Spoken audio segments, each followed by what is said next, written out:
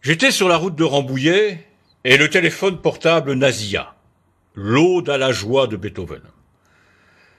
Comme j'étais pas dans un bon jour, je trouvais cette sonnerie complètement idiote. Je suis pas un bon citoyen qui se garerait pour répondre, non. Je répondis d'une main, l'autre sur le volant, et ne ralentis pas ma vitesse pour si peu. Jean Lisette, brocante en tout genre. J'avais pris cette habitude d'engager la conversation téléphonique en me présentant. Cela me donnait du vernis, me posait comme professionnel. Bref, n'ayant pas de bureau, étant itinérant, cela m'octroyait l'illusion d'avoir de vastes dépôts. Et en magasin dans le Marais. Monsieur Lisette, vous êtes brocanteur, c'est bien ça? Une voix chevrotante. Non, pas vraiment chevrotante, plutôt haut perché et tinue, me questionna. Oui, madame, Jean Lisette, brocante en tout genre. Bien. J'ai des choses à vous proposer. Des choses, madame, hein? Quel genre de choses? Mon mari est mort et j'ai de nombreux objets. Il est mort il y a 20 ans maintenant et il était chineur et connu de votre profession, monsieur Lisette. Félicien Charby, ça vous dit quelque chose? Non, vraiment rien, mais 20 ans. Ah oui, dit-elle. 20 ans. Enfin. Je sentis par sa voix qu'une forte émotion remontait dans sa gorge, comme un étranglement passager qui ne laissait passer que de petits souffles. Elle se reprit. Voilà, il m'a laissé énormément de choses, des bibelots, bien entendu, des tableaux même. Mais il m'avait fait promettre de ne jamais vendre sa collection de tire-bouchons. Je promis, mais 20 ans ont passé. Je suis une vieille femme, en fin de vie. Et j'ai décidé de m'en séparer. Alors je me suis renseigné. J'ai fini par trouver votre numéro de téléphone par hasard. À l'Hyper-U de Dreux. Vous aviez déposé une annonce à l'entrée. Ah oui, je m'en rappelais. J'avais pour habitude de punaiser ma pub sur les tableaux d'annonces. Dreux, j'y passais souvent. Elle poursuit. J'habite Vernouillet, à 10 kilomètres de Dreux. Je vois bien, dis-je, je suis à Rambouillet. Si vous voulez, je suis chez vous dans 1 heure. Elle me donna son adresse, et je la remerciai d'avoir songé à moi. J'étais redevenu optimiste tout d'un coup. Une collection de tire-bouchons. De nombreux collectionneurs se disputaient les plus rares, et avec de la chance, je pourrais faire mes choux gras. J'avais laissé tomber Rambouillet, où je devais charger en fond de brocante pour virer sur Dreux.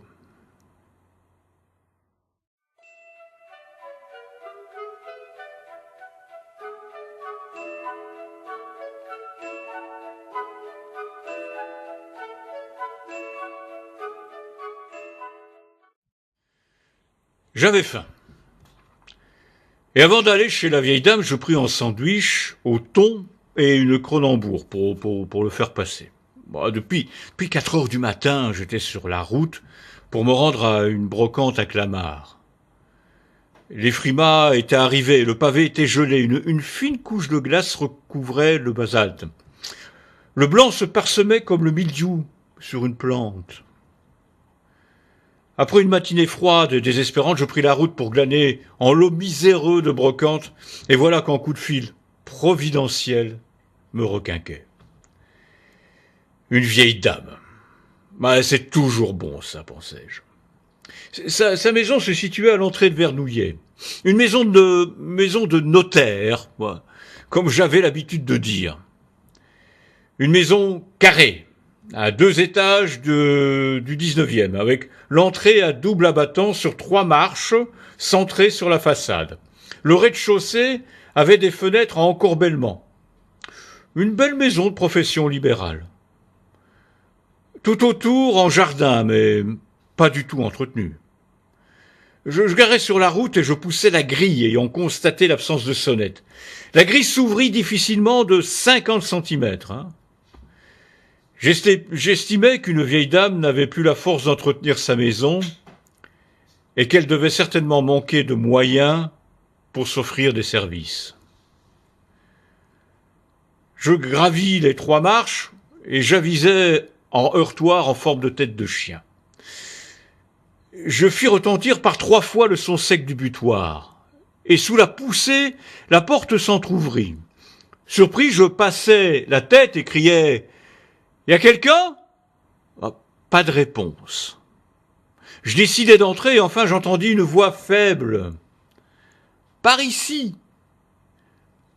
Je me dirigeai vers la pièce de droite et baigné dans un rayon de soleil qui s'infiltrait par les vitres, en fauteuil, avec, dedans, une petite vieille crapotée qui me faisait signe de la main. La pièce était poussiéreuse. Dans le rayon du soleil voltigeaient une myriade de grains de poussière comme autant d'étoiles au firmament. Il ne faisait pas froid et pourtant je ne percevais pas de source de chaleur, le soleil étant trop faible en cette saison. « Venez, venez, monsieur Lisette. Asseyez-vous là. » Les présentations étaient inutiles et après avoir salué, je m'assis dans un fauteuil empoussiéré. Je regardais autour de moi et ne vis que des tableaux dans la pénombre, des meubles d'acajou Louis-Philippe. Je me dis que les meubles ne valaient pas le coup de s'encombrer. Bon, mon métier prenait le dessus et sur un coup d'œil, j'avais déjà une estimation à proposer. C'est alors que sur la table du salon, je vis en très joli coffret en bois fruitier, ainsi qu'à côté, une bonne bouteille de Porto et 2 verres. La vieille me sourit d'une bouche sans dents.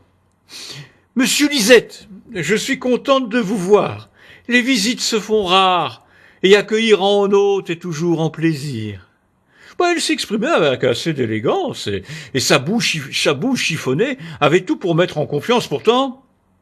Pourtant, une lueur d'effroi ou d'horreur perçait au travers de son regard, quelque chose d'indéfinissable, comme si cette once d'épouvante était diluée dans sa bonhomie. Sa voix chaleureuse finissait par un accent glacial, puis reprenait sur un ton cordial, presque amical. Mais j'étais là pour affaire, et non pas pour tenir compagnie à une vieille dame dérangée. Je vous ai parlé d'une collection de tire-bouchons. Commençons par celle-ci, si vous le voulez bien. Feu mon mari en a collectionné en bon milliers. Il me disait avoir tout et n'importe quoi, mais qu'une centaine de pièces valait son pesant d'or. Alors, comme tout collectionneur, il devait surévaluer son petit musée. J'écoutais la dame et la dernière phrase me rassura un peu. Je me dis qu'il était possible de palabrer pour baisser le prix s'il s'avérait excessif. « Je vais d'abord vous montrer ceci, me dit-elle, en me désignant d'un doigt un petit encadrement déposé sur le manteau de la cheminée en marbre. « Prenez-le, lisez si vous pouvez. » Je me levai et pris en main le petit cadre posé sur un présentoir. C'était une lettre, de toute évidence. Je lus une signature. Paul Verlaine. La dame me dit « C'est un texte de Verlaine, en vers libre, une de ces rares incursions dans ce style, pourtant pratiquée par son ami Rimbaud. Ne vous usez pas les yeux à essayer de le déchiffrer. Je le connais par cœur. » La forme sensuelle de la bouteille, jolie bordelaise aguichante, jouant de ses courbes et de son col, pour que l'amateur échauffé lui glisse voluptueusement 2 doigts dans son petit cul plaisant. Ensuite, il l'étrangle par le cou. Et de l'autre main puissante, armé d'un tire-bouchon, à la mèche virile et mâle, l'hymen est transpercé, le pucelage extrait du vestibule, pour qu'enfin, comme une source divine, coule l'orgasme de l'ivresse, ayant épuisé sa cyprine écarlate, la bouteille meurt et vidée, couchée sur le flanc d'une putride décharge. Le tire-bouchon vil meurtrier, chanceux chez l'ivrogne, famélique chez l'abstinent, rentre sa mèche sous sa cloche, comme le gland sous son prépuce, et guette sa prochaine proie, comme l'araignée loup dans son trou. Paul Verlaine. Toujours cette voix chaude suivie d'un accent lugubre. J'étais perplexe du paradoxe. Mais là n'est pas le principal, et mon mari n'aimait pas ce poème. Il prétendait que Verlaine, ce jour-là, avait trop bu pour exceller. Je ne trouve pas, dis-je, c'est assez joli. Ce n'est pas complimenter Verlaine de dire que c'est joli. Diriez-vous qu'en Rembrandt, c'est joli? Laissons cela, monsieur, laissons cela. Je déposais le petit cadre sur la cheminée et m'en voulais d'avoir proféré une bêtise. Je me sentais idiot tout d'un coup. D'une voix radoucie, elle m'invita à me rasseoir et me demanda alors d'ouvrir le coffret. Le coffret était petit et d'une facture d'ébéniste. Il s'ornait de volupes en marqueterie raffinée, des incrustations d'or et non de laiton, comme d'ordinaire, non. Je regardais ce coffret avec attention. Quand on a la chance d'avoir en main un objet exceptionnel, nos gestes sont ralentis, comme pour affiner leur précision. J'auscultais et appréciais le travail. « Ouvrez » me fit la vieille dame. J'ouvris, et dans son écrin de velours, je vis en stupéfiant tire-bouchon. Une merveille de tire-bouchon, tout en or ciselé et orné de pierres précieuses. Le tire-bouchon était simple, avec une poignée et une mèche pour former un T, mais le travail d'orfèvre était magnifique. J'en fus médusé. Ce tire-bouchon, me dit-elle, est l'œuvre de Fabergé. Oui, il n'a pas fait que des œufs, ce serait le réduire à pas grand-chose, fit-elle en souriant. Je ne me suis pas toujours appelé Charmy, monsieur Lisette. Mon nom de jeune fille est Nadia Kipitch. Cela ne vous dit évidemment rien. Je dois dire que mon père n'était pas d'extraction illustre, mais il jouera quand même un rôle non négligeable dans l'histoire de la Russie. Oui, la Russie, celle des tsars. Un jour, l'impératrice demanda à Fabergé de lui fabriquer un tire-bouchon. Fabergé n'avait jamais songé à cet objet très commun, et la demande de l'impératrice l'abasourdit et le mortifiait. Il faut dire qu'en Russie, le tire-bouchon est un objet trivial, employé par des domestiques. L'orfèvre ne comprenait pas comment l'impératrice pouvait lui faire cette demande. Il finit par voir les possibilités d'invention et se mit au travail sans s'enquérir d'autres explications. L'impératrice reçut ce tire-bouchon et s'empressa d'en faire cadeau. Non pas à l'empereur, non, mais au starets, autrement dit, à Raspoutine. Le starets adorait le vin de Crimée. Cet homme était un alcoolique irrécupérable, comme de nombreux Russes à l'époque d'ailleurs. L'alcoolisme, tant qu'il ne virait pas à l'ivrognerie, était toléré, même recommandé. Ce cadeau fut des plus appréciés par cet être vulgaire et vénal. Fin de l'année 1916, le prince Yusupov et des hommes de main assassinèrent Raspoutine. On connaît l'opiniâtre volonté de Raspoutine à ne pas mourir. Mon père fit partie de ces hommes de main et quand il dut flanquer le corps du Tsarets dans la Neva, il fouilla dans sa bure. Là, dans une poche, se trouvait le tire-bouchon de Fabergé. Mon géniteur, je dois le confesser, mon géniteur avait une relation contre nature avec le prince. Mais mon père était très jeune à l'époque, très très jeune. L'on raconte même que le prince a une relation torride avec Raspoutine. Mon père suivit donc le prince dans sa déchéance et son exil en 1917. Il fut chauffeur de taxi à Paris jusqu'à sa mort. Et j'héritais du tire-bouchon, comme cadeau de mariage. Et mon père décéda en 1972. J'étais marié à Félicien Charby, d'une famille de rentiers dans l'automobile, en mariage opulent et en héritage tout aussi plantureux. Mais dès qu'il eut dans les mains le tire-bouchon, il ne me regarda plus. Sauf, son visage se figea. Sauf pour me faire des enfants. Je les ai perdus l'un après l'autre. Comme une malédiction.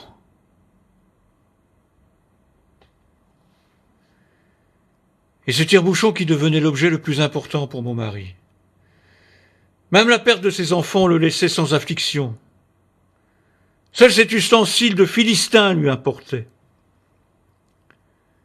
Elle leva vers moi son regard rempli d'épouvante. « Ce tire-bouchon porte malheur, monsieur Lisette. Je ne peux pas vous le vendre, je ne peux pas. » C'est vraiment une très mauvaise nouvelle pour moi. Je comprends que vous y teniez, fis-je dépité, mais vous m'aviez parlé d'une collection. Où est-elle? Bien entendu, monsieur Lisette, mon mari fit dans les caves une salle d'exposition. Il a bâti même des murs pour agrandir la salle. Il entreposa sa collection au sous-sol. Je suis trop vieille pour vous accompagner. Je vais devoir vous faire confiance en vous laissant y aller seule. N'ayez crainte, madame. Faites-moi un plaisir alors. Prenez un petit porto en ma compagnie. Ce porto est exceptionnel. Il provient de la réserve de l'impératrice Eugénie, me dit-elle en retroussant mutimement son nez. Ce porto est effectivement admirable. Et je me laissais faire pour en déguster un second. Je me sentais bien. Ce porto avait vraiment l'art de vous rendre heureux. Mais les affaires sont les affaires, comme dirait Birbeau. Et j'avais hâte d'estimer la collection de tire-bouchons de monsieur Charmy.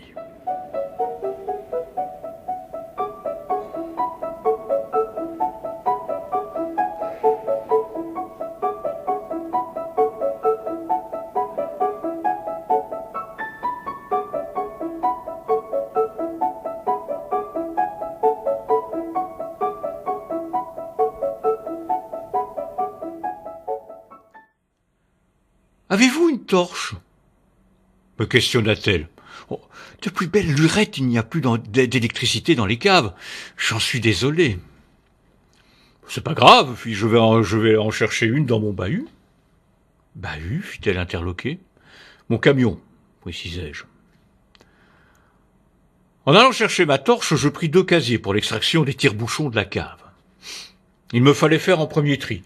J'étais bien décidé à les emporter tous, mais j'avais comme habitude de trier le bon grain, de livrer, quoique en tire-bouchon, petit détail peut faire la différence. Ma déception était grande quand même pour le tire-bouchon de Fabergé. Une pièce pareille valait facilement une centaine de milliers d'euros. d'histoire de l'objet aussi, avec la matière aussi. Les grenats constituant des petites grappes de raisin étaient de taille ovale, à large collet. C'était une merveille lapidaire. J'étais bien décidé à insister, ne fût-ce que pour le poème de Verlaine.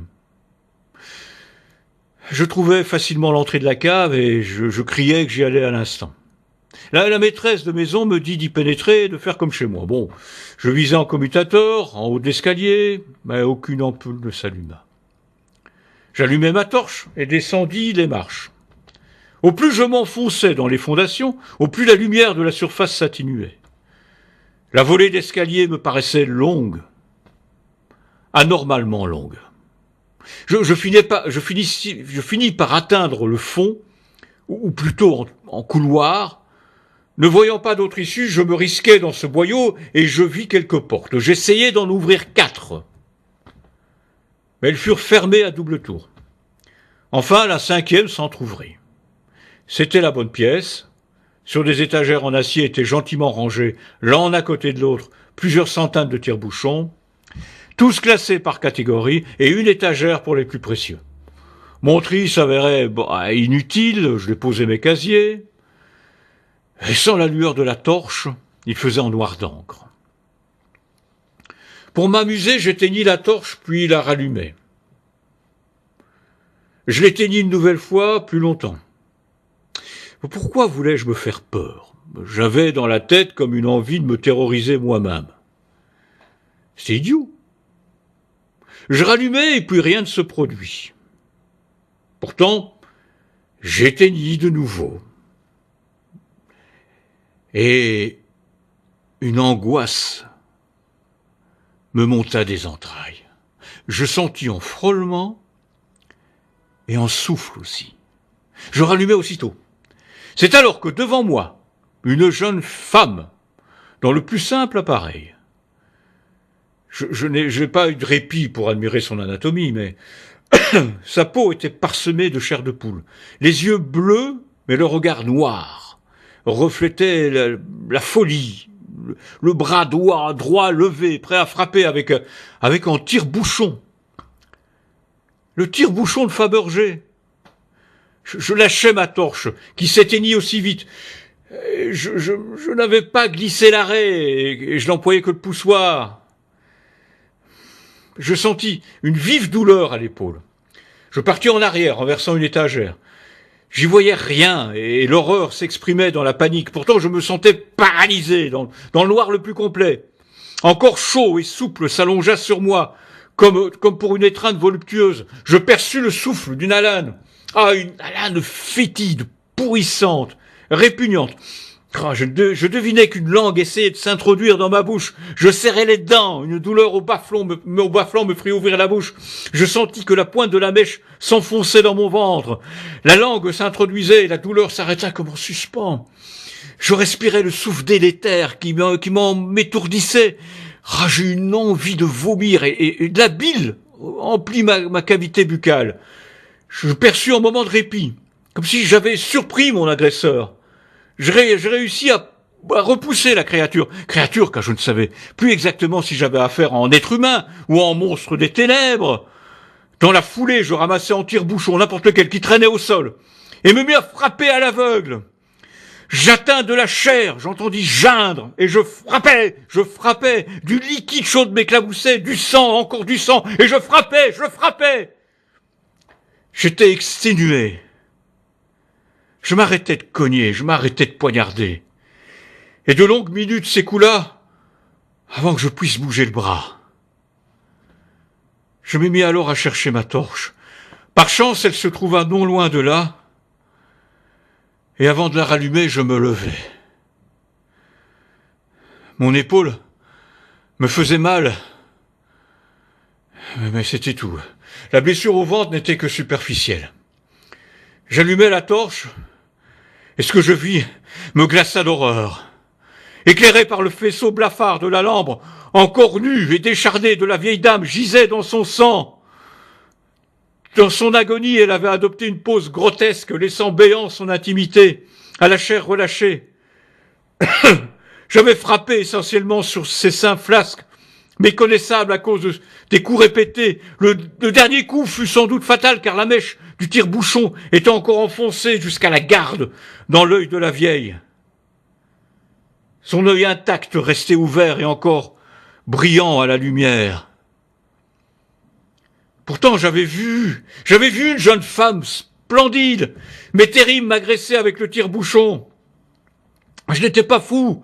J'avais senti son corps contre le mien. Je pouvais m'imaginer le corps de cette vieille dame m'étreindre lascivement comme pour un acte charnel. L'odeur de son haleine me revint en mémoire. Une haleine putrescente, ne pouvant en convenir encore jeune. J'avais eu la berlue. Le tire-bouchon de Fabergé était serré dans sa main droite, une main d'apparence fragile, à la peau parcheminée. Mais j'eus du mal à lui faire lâcher prise.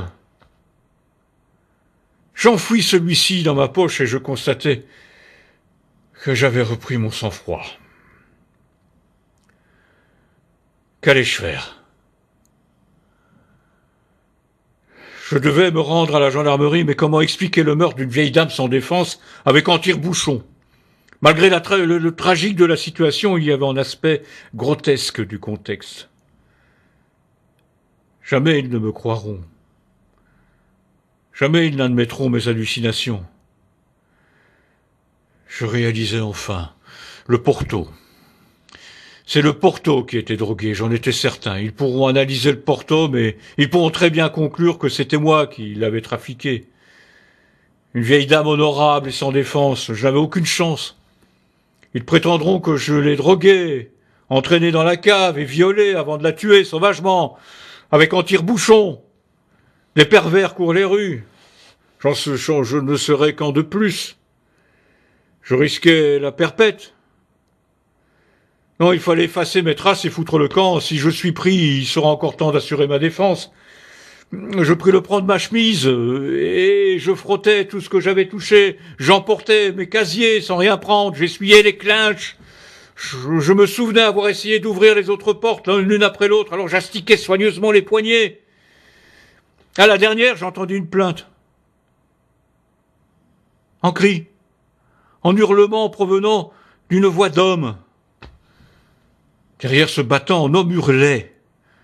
Enfin, hurler est un grand mot, plutôt en braillement. Je manquai d'un ustensile pour enfoncer la porte et parmi des vieux outils de jardin, je trouvai une pioche.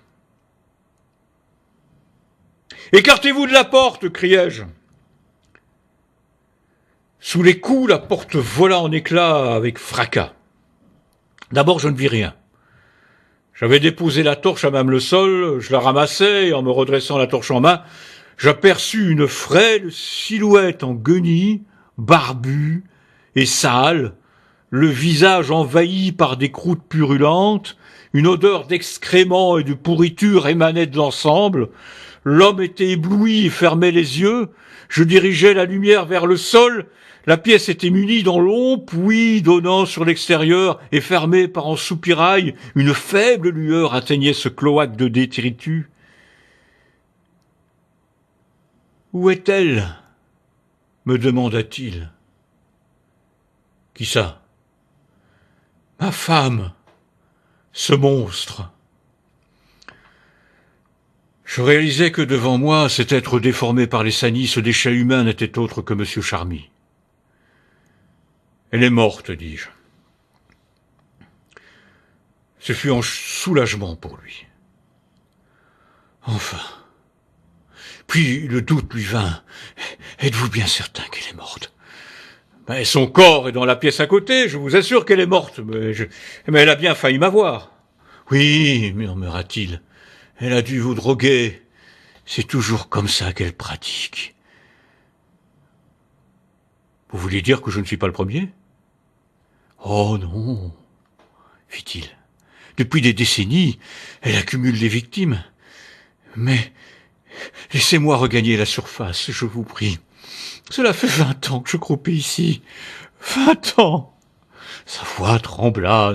Nous remontâmes au rez-de-chaussée, et la première chose qu'il fit, c'est d'ouvrir grand la porte d'entrée. L'air froid entrait et glaçait les os. Monsieur Charmy, qui n'avait plus que la peau sur ceux-ci, ne semblait pas sentir les morsures du gel. Il s'assit sur la banquette près du porte-manteau et laissa son regard s'égarer sur le jardin. « C'est magnifique, dit-il. » Il me regarda et sursauta. « Je vais vous dire tout. Vous raconter une tragédie horrifique. Vous raconter ma vie avec mon épouse, avec un monstre. J'ai rencontré ma femme en 1963. Elle avait déjà 30 ans. J'étais son cadet depuis 5 ans. Oh, cela ne me gênait pas. Elle était belle, comme toutes les filles slaves. J'adorais ces pommettes saillantes. Elle n'avait aucune fortune, et moi j'étais le fiston de papa, qui avait réussi dans l'industrie automobile. J'étais sincèrement amoureux de ma femme. Un jour, chez son père, elle alla chercher en coffret, et dans celui-ci, en tire-bouchon. Le tire-bouchon, en tire-bouchon de Fabergé. Je l'ai vu, dis-je. Il ne m'écoutait pas, il parlait pour lui, sans doute en discours qu'il s'était tenu pendant 20 ans. Une magnifique pièce. J'étais collectionneur de timbres, et je devins collectionneur de tire-bouchons. Le Fabergé nous revint à notre mariage. Entre-temps, j'avais ramassé une belle collection. Des Thomasson, des Levaux, des mécaniques, des à levier, à pompe. Mais en Fabergé, en tire-bouchon de joaillier, c'était unique. Seulement dès que ce tire-bouchon entra dans nos vies, Nadia changea d'humeur. Elle prétendait qu'il portait malheur, que Raspoutine l'avait envoûté, que la malédiction du Starets allait s'abattre sur nous. Je lui demandais, alors pourquoi cette malédiction ne s'était pas abattue sur ses parents? Elle me dit que son père était immunisé par une amulette volée au Starets lors de son assassinat. Elle prétendait aussi avoir un cahier écrit par une grande duchesse contenant des formules et des antidotes de Raspoutine. Ouais, elle délirait, et de mois en mois son délire devint dangereux. J'appris que sa démence était déjà présente bien avant. Nous n'arrivions pas à avoir d'enfants. Du moins, c'est ce que je croyais. C'est horrible. La vérité était effroyable. Elle me cachait ses grossesses et accouchait, seule, dans la cave. Ensuite, elle trucidait ses bébés. Devinez avec quoi? Le tire-bouchon de Fabergé, dis-je. Il répéta sur un ton sépulcral. Le tire-bouchon de Fabergé. Par 3 fois. Mes enfants à peine nés, je n'étais au courant de rien. Elle me le dit lors de ma captivité, je fus horrifié, je ne comprends pas comment n'ai-je pas perdu la raison. Il y a 20 ans, elle m'annonça mes obsèques. Je ne sais pas qui est enterré à ma place. Elle avait besoin de tuer, comme si Raspoutine lui demandait de le faire. Elle paraissait faible de constitution, mais dans un état second, elle était capable de tuer en homme. Elle droguait ses victimes avec du porto corrompu. Elle prenait soin d'attirer des hommes ayant un rapport avec les tire-bouchons. Sa collection à elle, disait-elle. En sommelier, en caviste, 2 ivrognes, 3 collectionneurs. Oh, je me rappelle des cris effroyables d'un gros barbu. Ce fut le plus coriace et une longue agonie s'éternisait. Elle n'arrivait pas à lui faire cracher son âme. Pire qu'un bolchevique, dit-elle. Et elle lui coupa la tête pour me la montrer. Ce fut dantesque. Je lui demandai, « N'avez-vous pas essayé de vous enfuir ?»« Si, fit-il, au début. Mais elle était sur le qui-vive et mes tentatives avortaient. Ensuite, je m'affaiblissais, je ne sais pas comment j'ai tenu le coup, peut-être pour vivre cet instant que vous avez provoqué en la tuant. Ah, cela devait finir en jour, vous avez beaucoup de chance. Elle a eu sans doute un moment de vulnérabilité. Vous en avez profité. Vous êtes collectionneur ? Ah non, brocanteur. Oh, quel dommage, se désola-t-il. J'aurais tant voulu qu'elle fût tuée pour un collectionneur. En brocanteur, dis-je, c'est en quelque sorte un collectionneur qui collectionne des collections, et comme il y a beaucoup de collections, il les revend. Mais une autre question me tarabusta. Pourquoi votre femme m'a-t-elle attaqué dénudé ? Oh, riche satanique, dit-il. Raspoutine le pratiquait surtout pour satisfaire ses fantasmes libidineux. Ma femme était folle, monsieur, folle à nier, et qui peut prétendre savoir ce qui se passe dans la tête d'une folle ? Je le vis se mettre en pause. Il réfléchissait et je sentais que je ne devais pas le déranger. On prescient ce genre de choses. Pour ma part, je réfléchissais aussi, je regrettais de lui avoir dit être brocanteur. Je pensais qu'il valût mieux pour moi de disparaître dans la nature sans laisser de traces. Comme s'il avait percé mes intentions, il se leva et dit « Je vous conseille de partir très loin et de tout oublier, monsieur. Oubliez cette maison, oubliez ma femme, oubliez le tire-bouchon de Fabergé, surtout lui, l'instrument de mes malheurs. Qu'il reste dans les catacombes de cette demeure. » Je ne dis pas que j'avais le tire-bouchon en poche. Et d'une voix ferme et décidée, il ajouta « Je vais foutre le feu à mes souvenirs, à mes turpitudes, à cette abominable maison. Partez, fouillez !» Oui, partir. Mais je songeais au poème de Verlaine. Je courus à la cheminée du salon. Je pris le petit cadre, mais à côté, sur un petit chevalet, je vis la photographie d'une jeune femme. Celle que je vis nue, brandissant le tire-bouchon. En dessous, une signature. Nadia Kapitch. Effrayé par cette découverte, dans ma précipitation, je laissai le poème de Verlaine et m'échappais de cette bâtisse infernale. Je montai dans mon bahut et je démarrai sans attendre. Le moteur tout sauta, mais finit par donner de la puissance.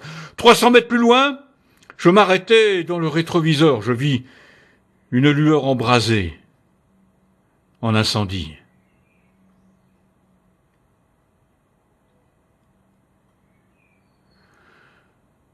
Je ne sais pas si le tire-bouchon de Fabergé portait malheur. N'empêche que ce jour-là, perturbé par toute cette aventure, j'eus un accident qui faillit me coûter la vie. Je me retrouvai à l'hôpital, et quand je repris conscience, je demandai mes vêtements. Je dus constater que l'on m'avait fauché le tire-bouchon de Fabergé. Plus tard, j'appris qu'un ambulancier fut retrouvé mort. Sur son corps, une multitude de blessures, faites avec un objet pointu, comme une vrille, selon la presse. Un tire-bouchon, selon moi.